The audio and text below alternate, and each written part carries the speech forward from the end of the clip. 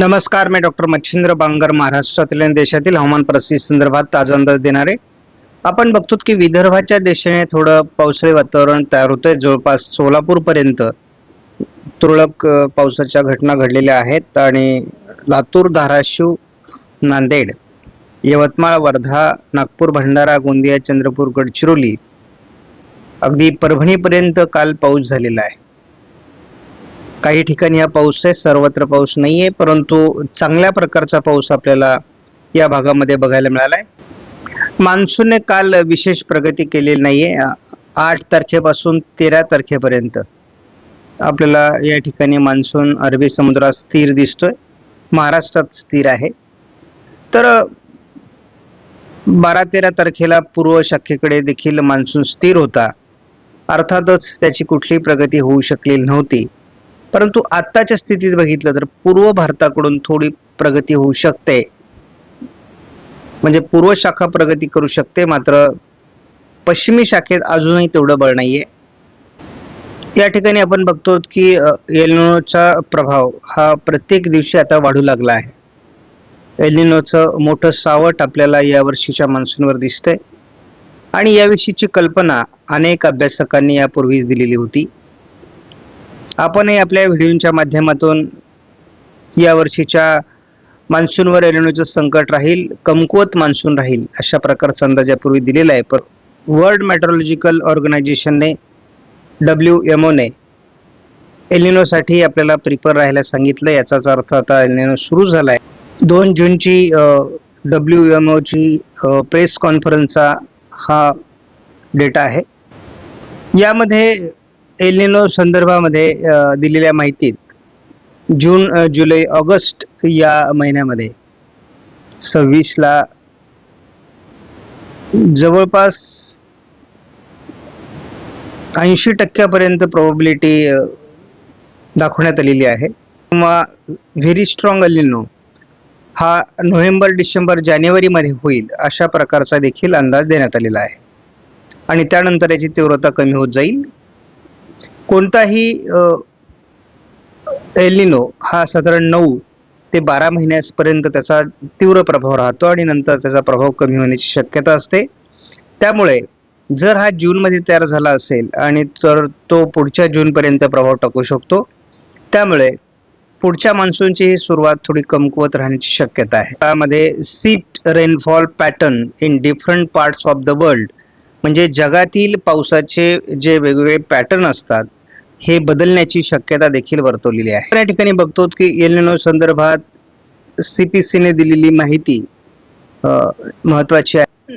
कुलाबा वेधशाळेनुसार दिलेले आपण जर वॉर्निंग्स बघितल्या तर फारशा त्या जुळत नाहीत, परंतु आपण त्या बघणार आहोत की उष्णतेच्या लाटे संदर्भामध्ये बहुतांश भागात या ठिकाणी अलर्ट देण्यात आलेला आहे.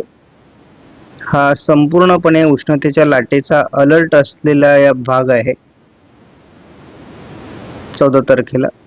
बाकी ठिकाणी मात्र मेघगर्जनेसह पावसाचा देखील अलर्ट आहे. पण हे थोडक्यात दुष्काळी संकेत देखील आहेत, कारण जूनमध्ये उष्णतेची लाट ही फार चिंताजनक गोष्ट आहे.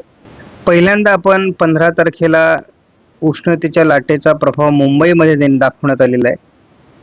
मुंबईमध्ये उष्णतेची लाट आणि आपल्याला या भागामध्ये देखील उष्णतेच्या लाटेचा 15 तारखेला अलर्ट देण्यात आला आहे. इतर ठिकाणी संभाव्य शक्यता आहे की पावसाचा अलर्ट त्या संदर्भामध्ये. आपण 16 तारखेला देखील मुंबई आणि परिसरात ज्या ठिकाणी मान्सून बरसणं गरजेचं आहे त्या ठिकाणी उष्णतेची लाट आहे आणि ही फार गंभीर गोष्ट आहे. 17 तारखेला मात्र आपल्याला उष्णतेच्या लाटेचा अलर्ट महाराष्ट्रातला दाखवण्यात आलेला नाही, मात्र विदर्भाकडून पावसासंदर्भात मेघगर्जनेचा अंदाज देण्यात आलाय. हा मात्र मान्सूनचा पाऊस नाही. जोपर्यंत मेघगर्जना दाखवली जाते तोपर्यंत हा मान्सून पूर्व वळीव पाऊसच आहे. आजची वाऱ्यांची स्थिती बघितली तर या ठिकाणी स्पष्टपणे दिसतंय या भागातून काही वारे येत आहेत आणि ही वारे या ठिकाणून असे मोल्ड होत आहेत आणि त्यामुळे हे मान्सूनला रोखतायत. या ठिकाणी हे कोरडे वारे आहेत. आज 14 तारखेला देखील कोकण किनारपट्टीला फारसं प्रभावी वातावरण दाखवण्यात आलेलं नाही, मात्र या ठिकाणी एक ट्रफ दाखवण्यात आलेली आहे, जी पावसाची परिस्थिती निर्माण करू शकते आणि या ठिकाणी देखील मान्सूनचा प्रभाव आहे. 15 तारखेला देखील तसं भारतामध्ये सामान्य पावसाळी वातावरण दाखवलेलं आहे. कुठल्याही प्रकारचं तीव्र वातावरण अजून पश्चिम किनारपट्टीला म्हणजे कोकण किनारपट्टीला दाखवण्यात आलेलं नाही. 16 तारखेला देखील अतिशय तुरळक अशा प्रकारचं पावसाळी वातावरण या भागात दाखवलेलं आहे. अजून देखील 16 तारखेला सुद्धा कोकण किनारपट्टीला फारसं पावसाळी वातावरण दाखवलं जात नाहीये. 17 तारखेपासून थोडे वातावरणीय बदल अपेक्षित आहेत. या भागामध्ये थोडं पावसाळी क्षेत्र वाढते आणि पूर्व शाखा थोडा प्रगती करेल असं दिसतंय. 18 तारखेला JFSने पावसाचा प्रभाव काही प्रमाणात वाढू शकतो अशा प्रकारचा अंदाज दिलेला आहे. 19 तारखेला देखील JFS मॉडेलने पावसाचं प्रमाण भारतामध्ये वाढण्याची शक्यता व्यक्त केली आहे. 20 तारखेलाही या भागापर्यंत पाऊस पुढे प्रगती करू शकतो असा अंदाज आहे. मान्सून खूप डिले झालेला आहे आणि अजूनही डिले होण्याची शक्यता आहे. आपण 22 तारखेला बघतो पूर्व शाखेकडून थोडा आणि पश्चिमी शाखेकडूनही 22 तारखेपासून थोडा प्रभाव किंवा बळकटी मान्सूनला येऊ शकते. 23 तारखेला देखील आपल्याला पश्चिम किनारपट्टीला प्रभाव वाढण्याची शक्यता या ठिकाणी वर्तवण्यात आलेली आहे. 13 ते 20 जून फारसं समाधानकारक वातावरण नाहीये. मात्र आपण बघतो की 20 जून ते 27 जून हे महाराष्ट्रासाठी चांगल्या वातावरणाचे संकेत आहेत. यामध्ये देखील महाराष्ट्राचा उत्तरेकडील भाग सुटण्याची शक्यता आहे. त्याचबरोबर आपल्याला 27 जून ते 4 जुलै हा देखील महाराष्ट्रासाठी समाधानकारक अंदाज आहे आणि यदाकदाचित हा अंदाज बरोबर आला तर मात्र महाराष्ट्रातील पेरण्यांची चिंता मिटू शकते, दुष्काळाचं सावट कमी होऊ शकतं. ECMWF मॉडेलचेही अपेक्षे एवढे अंदाज सध्या जुळत नाही आहेत. आपण जर बघितलं तर विदर्भाच्या या दिशेच्या अंदाजामध्ये बरीच सत्यता दिसते सध्या, परंतु कोकण किनारपट्टीला मात्र अजून फारशा हालचाली दिसत नाही आहेत. 15 तारखेलाही कोकणासहित पावसाचं प्रमाण कमी होतंय, मात्र पूर्व विदर्भामध्ये थोडी पावसाची शक्यता वाढते. 16 तारखेपर्यंत कोकणामध्ये किंवा पश्चिमी शाखा मान्सूनची फार वीक राहणार आहे. थोडं या पावसाच्या प्रमाणात वाढ ही थोडी पूर्व विदर्भाच्या दिशेने आपल्याला 16 तारखेला दिसते. 17 तारखेलाही पूर्व विदर्भातच पावसाचा अंदाज आहे. अजूनही अपेक्षित बदल हा कोकण किनारपट्टीकडून नाही आहे. हे फार म्हणजे कठीण गोष्ट आहे. 18 तारखेला महाराष्ट्रात चांगल्या पावसाचे संकेत याच मॉडेलने आपल्याला कालपर्यंत दिलेले होते. आज मात्र पुन्हा एकदा मॉडेलमधील अंदाज बदलत आहेत, ही गंभीर गोष्ट आहे. 19 तारखेला केवळ पूर्व विदर्भाच्या काही भागामध्ये अगदी अमरावतीपर्यंत पावसाळी वातावरण आहे. थोडी ढगाळ परिस्थिती इकडे वाढते, परंतु हवामानात काही विशेष बदल नाही.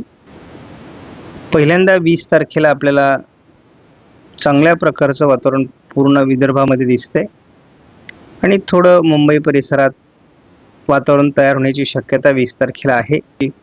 21 पासून मान्सूनमध्ये थोडी ताकद येण्याची शक्यता आहे आणि मग त्यामुळे दक्षिण कोकण, पश्चिम महाराष्ट्रातल्या काही भागातून आणि इकडे मराठवाडा विदर्भाकडून देखील वातावरण बदलेल असा अंदाज आहे.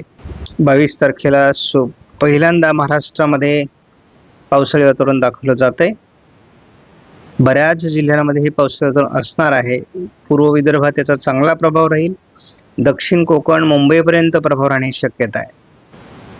23 तारखेला देखील दोन्ही शाखा या प्रभावी राहण्याची शक्यता असून महाराष्ट्रात बऱ्याच जिल्ह्यांमध्ये पावसाचं प्रमाण वाढेल. मात्र यामध्ये पर्जन्य छायेचा जो भाग आहे या ठिकाणी पावसाचं प्रमाण कमी स्पष्टपणे दाखवलं जातंय.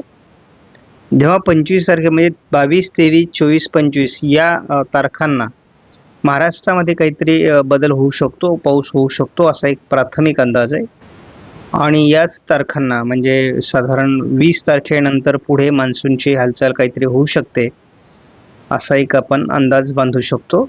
परंतु यावर्षी पावसाचं प्रमाण खूपच कमी राहण्याची शक्यता आहे. मॉडेलनुसार पाऊस पडताना दिसत नाही. आता आपल्याला बघा दापोलीपासून तर अगदी सिंधुदुर्ग खाली सातारा, कोल्हापूरच्या भागात देखील पाऊस दाखवला जातोय, परंतु या ठिकाणी फार वातावरण बनताना दिसत नाही. केवळ विदर्भामध्ये थोडं वातावरण बनण्याची शक्यता आहे. दक्षिण कोकणात किंवा सातारा, कोल्हापूर, रत्नागिरी, सिंधुदुर्गच्या पूर्व भागात वातावरणाची शक्यता आहे, परंतु तसं वातावरण आपल्याला बनताना दिसत नाही. 15 तारखेलाही विशेष वातावरण दाखवण्यात आलेलं नाही. केवळ पूर्व विदर्भामध्ये वातावरण राहण्याची शक्यता आहे. 16 तारखेला विशेष वातावरण मॉडेलने दाखवलेलं नाही आहे. केवळ विदर्भामध्ये थोडं वातावरण आहे. 17 तारखेची परिस्थिती यापेक्षा काही वेगळी नाही.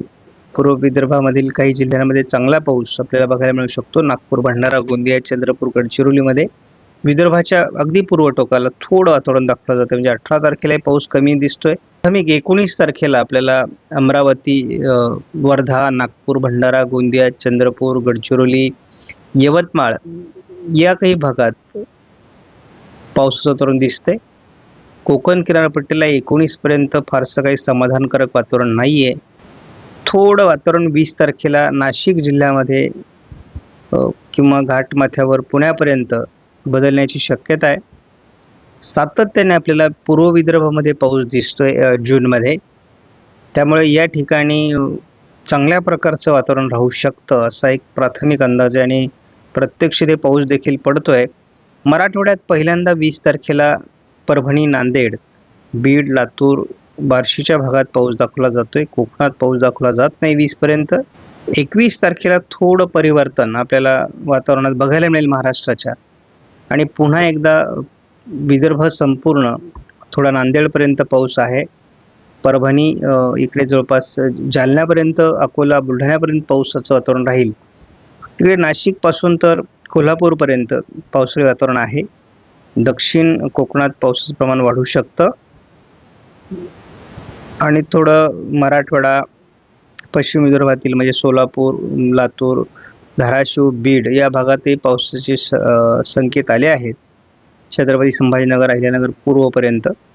आपण असं गृहीत धरूया की आपण 21 तारखेपर्यंत पडणारा पाऊस हा खऱ्या अर्थाने मान्सून पूर्वच राहणार आहे आणि आपल्याला 22 तारखेपासून मान्सून हा महाराष्ट्रामध्ये प्रगती करेल. तो दोन्ही दिशेने करू शकतो असा अंदाज आहे. दोन्ही शाखा प्रभावी राहतील आणि पहिल्यांदा 22 तारखेला एक समाधानकारक पावसाचं वातावरण दिसते.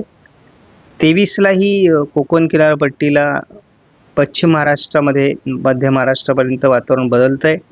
थोडं मराठवाड्याचे काही जिल्ह्यांमध्ये हे वातावरण असणार आहे आणि 24 तारखेला देखील हे वातावरण बऱ्यापैकी कोकण किनारपट्टी सहित पश्चिम महाराष्ट्र, मध्य महाराष्ट्रात राहू शकतं. परंतु फार समाधानकारक यावर्षीचा मान्सून नाही आहे.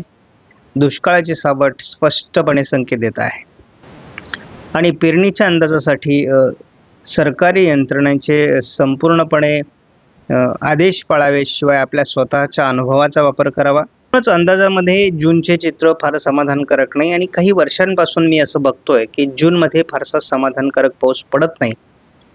15 तारखेनंतर जूनमध्ये दरवर्षीच, म्हणजे अल्निनोचं वर्ष नसेल तरी देखील जूनमध्ये अतिशय वीक पाऊस असतो. त्यामुळे यावर्षी अतिशय कसोटीने आपल्याला शेतीचं काम करावं लागणार आहे, निसर्गाचा आधार घ्यावा लागणार आहे.